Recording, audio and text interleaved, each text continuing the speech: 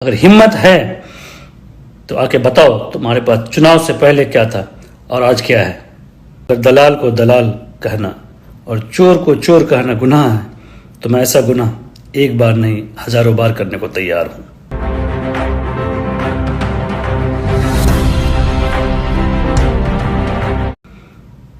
मैं उस महाशय से कहना चाहता हूं कि आपने दलाली और रिश्वतखोरी का जाल बिछा के रखा था कोचा दामन में, और आपको सबूत चाहिए तो मेरे खिलाफ मानहानि का केस कीजिए। मैं आपको सबूत बखूबी प्रशासन के सामने या न्यायालय के सामने में दूंगा। आपके चट्टे बट्टे ने ये सबूत दिए हैं मुझे। आपसे कभी तकलीफ हुई होगी उनको, आपने क्या किया, कहां से वसूली करते थे, कहां से रिश्वत आता था, ये मेरे पास ऑन रिकॉर्ड है। मैं दूंगा, आपको चैलेंज करता हूं मैं। रही बात, आप तरक्की और डेवलपमेंट का ढोल बजा रहे हैं। आपने तरक्की किया, लेकिन किस चीज का? दलाली का, रिश्वतखोरी का, नौजवानों का जिंदगी बर्बाद करने का, समाज को बांटने का, और आरएसएस को पूरे कोचा धामन और किशनगंज में उसको अंदर अंदर फैलाने का, ये सारी तरक्की है कि आपने। दूसरी तरफ हमने क्या तरक्की की जनाब? हमने दलाली के खिलाफ लड़ा और लड़ रहा हूं, रिश्वतखोरी के खिलाफ लड़ रहा हूं।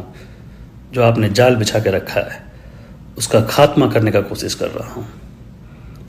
पहले पासपोर्ट बनने के कितने पैसे लगते थे? गाड़ियों को रोककर चेकिंग करता था, कितने पैसे लिया जाता था, और आपको उसका कितना परसेंटेज मिलता था? ये आपको पता है, ये कोचा धामन की जनता को पता है। भाई साहब, आप आरएसएस को मजबूत पहले भी कर रहे थे, आज भी कर रहे हैं, और आने वाले दिनों में करते रहेंगे। मैं अपने सारे सुनने वालों से कहना चाहता हूं कि आप आने वाले वक्त में देख लीजिएगा कि ऐसे लोग कैसे आरएसएस के लिए काम करते आ रहे हैं। और मैं यहां तक कह रहा हूं, इस वीडियो को ऑन रिकॉर्ड रख लीजिए।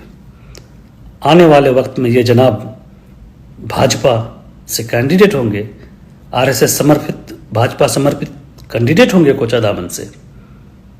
इसको आप लोग ऑन रिकॉर्ड रख लीजिए। हमें दिख रहा है आज आपने अपने घर बनाए किशनगंज में, पटना में घर लिए, न जाने और कहां कहां घर लिए हैं। जमीन खरीदा आपने, कितने जमीन खरीदा हम लोग को तो थोड़ा सा पता है, न जाने और कितने कितने संपत्तियां आपने बनाई। एक विधायक की आमदनी कितनी होती है आज के दिन में हमें बखूबी पता है। और आपके पास इतना बेशुमार दौलत कहां से आया? आपके तनख्वाह से? अरे भाई साहब, मेरे वालिद साहब का तनख्वाह 5 दिन में ही खत्म हो जाता है।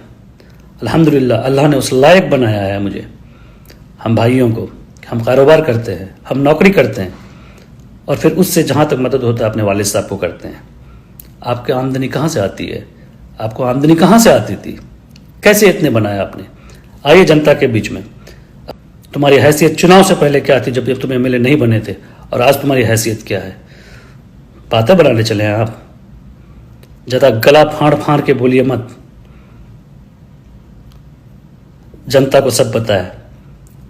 36,000 से हराया था ना, आपकी हैसियत आने वाले दिनों में आपको पता चल जाएगा। और जनता कितना खुश है, कितना सुकून में है, ये हमें भी पता है। नौजवानों को बर्बाद करके रखा आपने। फर्क इतना ही है, आपके पास जो चंद गिने चुने लोग हैं उनकी भी दुकानदारी बंद हो गई है।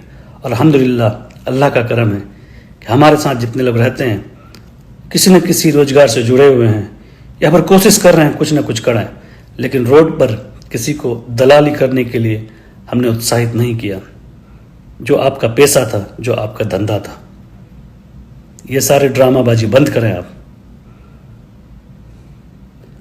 आप बोलते हैं कि सच्ची तक क्या होता है, क्यों होता है? भाई कुछ नहीं होता है, पता है आपके हिसाब से, पता है कुछ नहीं होता है। आपको क्या मिला? 6 साल 7 साल आप रहे ना, किस लायक थे आप? क्या मिली पार्टी की तरफ से आपको? चूंकि पार्टी आपको उस लायक नहीं समझता था। आपकी सच्चाई पटना तक पता है कि आप क्या हैं। 2-4 फोटो खिंचवा लेने से कुछ नहीं होता है।